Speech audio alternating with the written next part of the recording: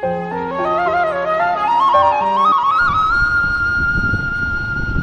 सभी लोगों को मेरा प्रणाम। आज मैं आपको प्रभु राम और वाल्मीकि जी का जो आपस में संवाद हुआ था वो मैं आप लोगों को सुनाने जा रही हूँ कि जब प्रभु राम वाल्मीकि जी के आश्रम में गए तो उन्होंने वाल्मीकि जी से क्या पूछा। उन्होंने कहा कि वाल्मीकि जी, मैं लक्ष्मण और सीता सहित कहाँ रहूं? मुझे कोई रहने का स्थान बता दीजिए, कोई जगह बता दीजिए। तो वाल्मीकि जी जो है हंसते हुए, आनंदित होकर के हंसते हुए कहते हैं, पूछे हूँ मोही की रहूं कहाँ, मैं पूछत सकूं चाऊ, जहाँ न हो तहाँ देव कहूँ, तुम ही दिखाऊं ठाऊ। हे राम, आप कैसी नरलीला करते हैं कि आप मुझसे पूछते हैं कि मैं कहाँ रहूं, और आप ही मुझे बता दीजिए कि आप कहाँ नहीं हैं। मैं वही स्थान आपको बता दूं जहां आप नहीं हैं। इसीलिए कहा किसी ने, राम को ढूंढने को अयोध्या गया, कृष्ण को तूने मथुरा में पाया नहीं, काशी काबा में जाकर के ढूंढा उसे, वो कहीं भी नजर तुझको आया नहीं, वो कहीं भी नजर तुझको आया नहीं। जिसके खातिर जगत में भटकता फिरा, जिसके खातिर जगत में भटकता फिरा, ढूंढ तेरे ही घट में वो मिल जाएगा। राम के नाम से प्यार कर ले जरा, राम के नाम से प्यार कर ले जरा, ऐसा अनमोल जीवन ना फिर पाएगा। सोने चांदी के सिक्के जुटाए मगर प्यार की तूने दौलत कमाई नहीं।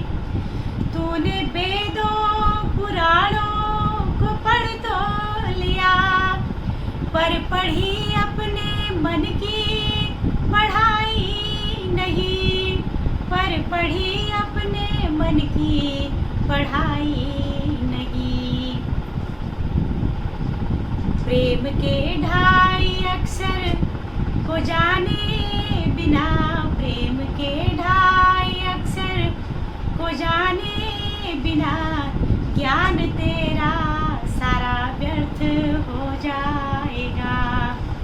छोड़कर छल कपट दीन बन जा सरल, ये सुनहरा समय जाने कब आएगा।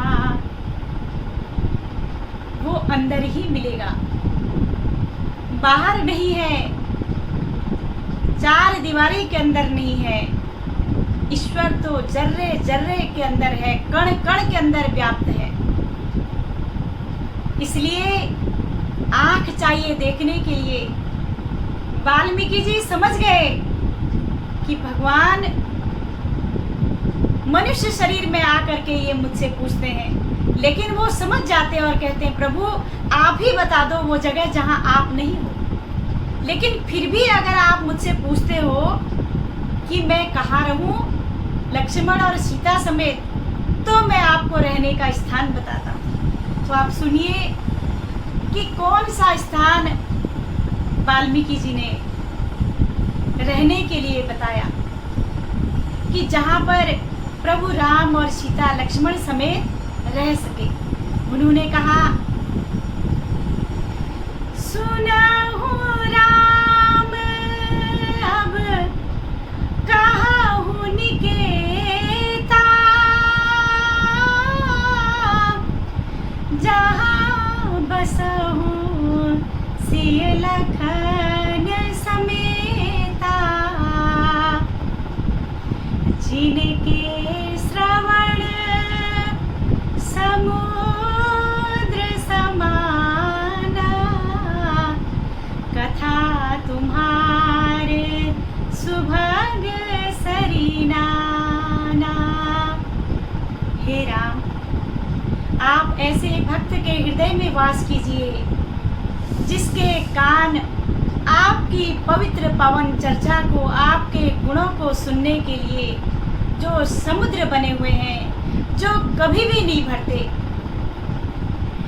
भरहि निरंतर होहि न पूरे, तिन्हके हृदय बसाओ तुमरू रे। जिनका हृदय, जिनका मन कभी भी नहीं भरता आपकी चर्चा से, आपकी कथा से, आप ऐसे भक्त के हृदय में वास कीजिए प्रभु। और आगे क्या कहते हैं, जस तुम्हारे मानस विमल, हंसिनी जीवा जासु, मुक्ताहल गुण गण चुनहि, राम बसहि यथासु। हे राम, आपके यश रूपी मानसरोवर में जिसकी जिभिया हंसनी बनी हुई है और आपके गुण समूह मोतियों को निरंतर चुगती रहती है, उसके जीव में हमेशा आपका नाम ही रहता है। ऐसे भक्त के हृदय में आप वास कीजिए। और आगे क्या कहा, प्रभु प्रसाद सुचि सुभाग सुबासा, सादर जासु लहहि नित नासा, तुमहि निवेदित भोजन करहि, प्रभु प्रसाद पट भूषण धरहि। हे राम, जिसकी नासिका, जिसके जो अपनी नाक से आपके पुष्पों को चढ़ाए हुए प्रसाद को सूंघ करके जो खुश हो जाती है, और जो भी भोजन ग्रहण करते हैं पहले आपको भोजन दे करके फिर खुद भोजन करते हैं, आपका भोग लगाते हैं, आपको याद करते हैं, फिर भोजन को ग्रहण करते हैं और नए वस्त्र लाते हैं और उन वस्त्रों को पहले आपको अर्पण करके, आपको प्रणाम करके फिर उन वस्त्रों को धारण करते हैं। ऐसे भक्त के हृदय में आप लक्ष्मण और सीता सहित विराजमान होइए। तो कहने का तात्पर्य यही है कि कितनी अच्छी जगह उन्होंने बताई, लेकिन किसी सूझ वाली आंख ने पहचान की, उन्हें पहचान थी उस ईश्वर की। राम क्या है? राम जर्रे जर्रे के अंदर रमण करने वाली शक्ति को राम कहते हैं। इसलिए हम भी अपने हृदय को ऐसा बनाएं कि भगवान हमारे हृदय में भी वास करें, प्रभु बाहर नहीं, प्रभु अंदर है। आज के लिए इतना ही। आप सभी लोगों को मेरा प्रणाम।